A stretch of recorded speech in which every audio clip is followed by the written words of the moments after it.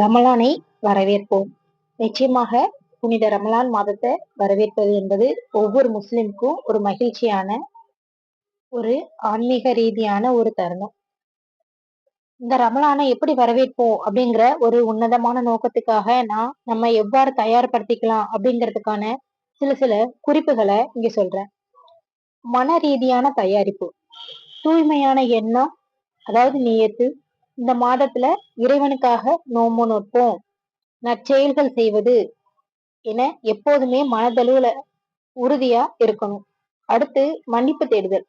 கடந்த கால தவறுகளுக்காக இறைவனிடம் என்ன செய்யணும்? தௌபா செஞ்சு தூய்மையான மனதோடு ரமலான தொடங்குவோம்.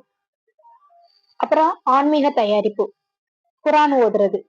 ரமலான்ல குரான் அருளப்பட்ட மாதம், எனவே தினமும் ஒரு குறிப்பிட்ட பகுதியை ஓதுறத வழக்கமாக்கி வச்சுக்கிறணும்.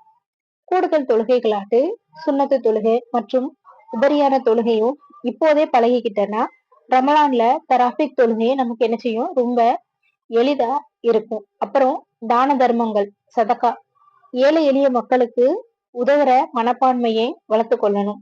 அப்புறம் சஹரு, இஃப்தாரு, அப்படி மற்ற வேலை நேரங்களை சரியா திட்டமிடுறது மூலமா சோர்வின்றி நம்ம என்ன செய்யலாம்? செயல்படலாம்.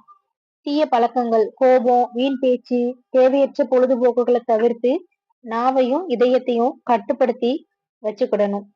ரமலான் மாதம் எத்தகையதுன்னா அதுல மனிதர்களுக்கு நேர் வழிகாட்டியாகவும் நேர் வழியை தெளிவுபடுத்துவதாகவும் சத்தியத்தையும் அசத்தியத்தையும் பிரித்து காட்டக்கூடியதாகவும் குரான் அருளப்பட்டது. அல் குரானுடைய வசனம் 2:185.